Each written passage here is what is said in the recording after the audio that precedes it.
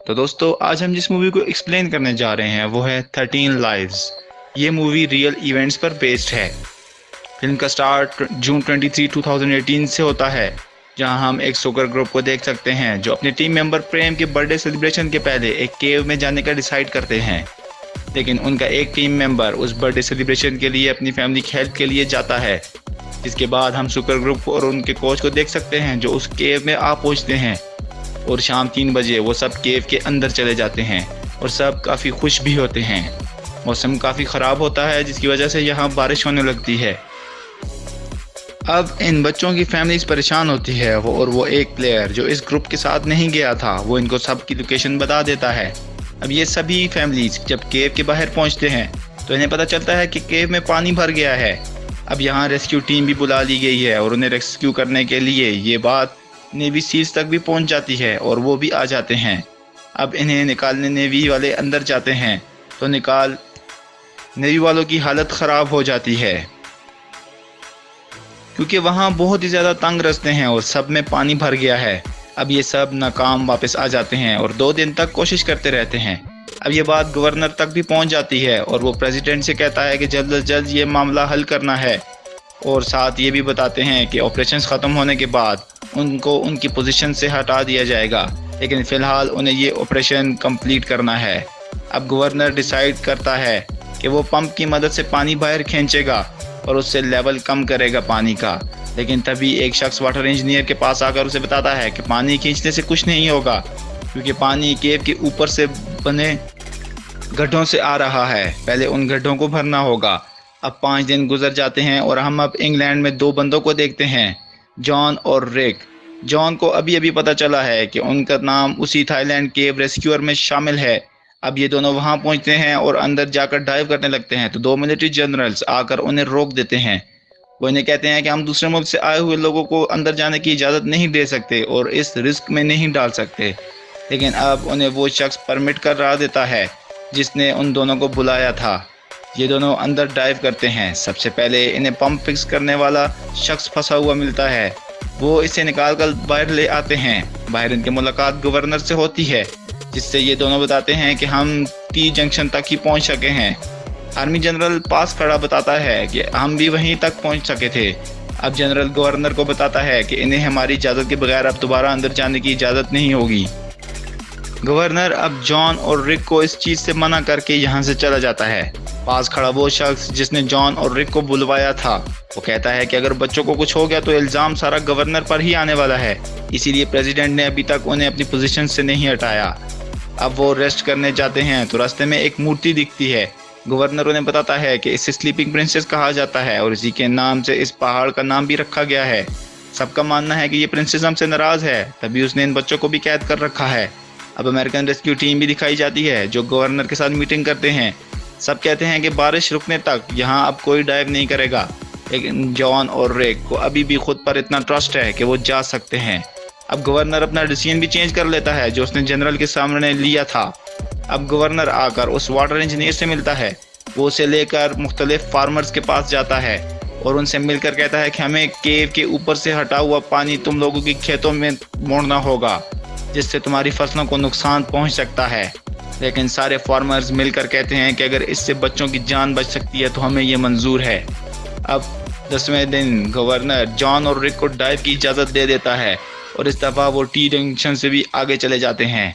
अब मज़ीद आगे जाकर वो देखते हैं कि सारे बच्चे एक साथ एक थोड़ी सी ऊंची जगह पर बैठे हुए हैं। वो हैरान रह जाते हैं कि ये 10 दिन तक कैसे सरवाइव कर पाए भूखे प्यासे। अब वो बच्चे उन्हें बताते हैं कि मेडिटेशन की वजह से वो जिंदा रह पाए। अब जॉन उन्हें दिलासा देता है कि जल्द ही आपको लेने आएंगे हम। रिक इस बात से खफा होता है जॉन से क्योंकि वो जानता है कि बच्चों को निकालना इम्पॉसिबल है। बाहर आकर जॉन और रिक उन बच्चों की वीडियोस वायरल कर देते हैं जिससे सब लोग जॉन और रिक से काफ़ी खुश होते हैं। अब रिक गवर्नर को बताता है कि उन बच्चों को बाहर निकालना बहुत मुश्किल है क्योंकि या तो वो डूब कर मर जाएंगे या फिर भूख से। अब जॉन और रिक नेवी टीम को वो सारा रास्ता बताते हैं जो बच्चों तक जाता है। ये टीम अब वहाँ खाना लेकर जाती है और डॉक्टर भी जो सबको चेकअप करता है। अब इनमें से 2 आदमी वहीं रुक जाते हैं और बाकी सब वापस आ जाते हैं। अब बच्चों के पेरेंट्स काफ़ी परेशान होते हैं और गवर्नर को उल्टा सीधा कहते हैं। अब रिक और जॉन ने डिसाइड किया है कि यहाँ इस वक्त डॉक्टर हैरी को बुलाना काफ़ी अच्छा रहेगा, जिसके साथ साथ क्रिस और जेसन को भी बुला लिया जाए। जेसन और क्रिस उन बच्चों तक पहुँचते हैं और साथ ही डॉक्टर हैरी भी यहाँ पहुँच आते हैं। वो एक एनेस्थीसियन है और जॉन और रिक का ये प्लान है कि वो बच्चों को एनेस्थीसिया देकर वहाँ से निकालेंगे, लेकिन डॉक्टर हैरी मना कर देते हैं क्योंकि उन्होंने ये चीज़ें काफ़ी साल पहले बंद कर दी थी। इसके साथ साथ एक ड्राइवर सैम जो कि फूड लेकर अंदर ड्राइव करता है, लेकिन अंदर जाते हुए वो किसी चीज़ के साथ अटक जाता है। खुद को छुड़वाते हुए उसका मास्क टूट जाता है और वो पानी में डूबकर वहीं दम तोड़ देता है। अब सैम की मौत की खबर बाहर भी फैल चुकी थी और सब इससे बहुत खफा थे। इसके साथ केव के अंदर जाना भी बंद करवा दिया जाता है। अब हैरी ये काम करने को मान तो जाता है, लेकिन जॉन और रिक से कहता है कि बच्चों को बाहर ना निकाला तब भी उनकी मौत हो जाएगी, और अगर निकालते निकालते के उनमें से कोई मर गया तो हमें कम से कम ये तो दुख नहीं होगा कि हमने कोशिश नहीं की। अब हैरी रेडी हो जाता है और ये लोग प्लान जाकर गवर्नर को बताते हैं। अब कोई और रास्ता नहीं बचा होता तो गवर्नर उनको इस प्लान को प्रोसीड करने के लिए इजाज़त दे देता है। साथ ही पीएम भी उन्हें इजाज़त दे देते हैं। अब डॉक्टर हैरी उन्हें एनेस्थीसिया देना सिखाते हैं, क्योंकि अगर ज़्यादा डोज दे दी गई तो भी बच्चों की मौत हो जाएगी और अगर कम दी गई तो बच्चे यहाँ डूब कर मर जाएंगे। अब प्लान प्रोसीड के लिए ये लोग आगे बढ़ते हैं। वहाँ पहुँचकर वो पहले 4 बच्चों को चूज़ करते हैं जिन्हें ड्राइवर सूट और मास्क पहना दिया जाता है, और हैरी इन्हें एनेस्थीसिया देता है और बताता है कि 6 घंटों की ड्राइव है और अगर बच्चा उस दौरान उठ गया तो हमें उसको दोबारा एनेस्थीसिया देना होगा। अब इन 4 बच्चों को ये रेस्क्यू करने में कामयाब हो जाते हैं। पब्लिक में उन बच्चों की डिटेल नहीं रिवील की गई क्योंकि इन्हें नहीं मालूम कि ये कितने बच्चों को बचा सकेंगे और कितनों को नहीं। अब 18वें डे पर बारिश हो जाती है और रिक डिसाइड करता है कि बारिश लगी रही तो वो अंदर डाइव नहीं करेगा, लेकिन वहां पहुंचने पर वो देखता है कि सारी उम्मीदें उन्हीं से जुड़ी हैं, तो वो टीम के साथ जाने पर राज़ी हो जाता है। यहाँ ये भी बताया जाता है कि बारिश की वजह से पानी का लेवल ऊपर आ गया है, जिससे बच्चों की मौत भी हो सकती है।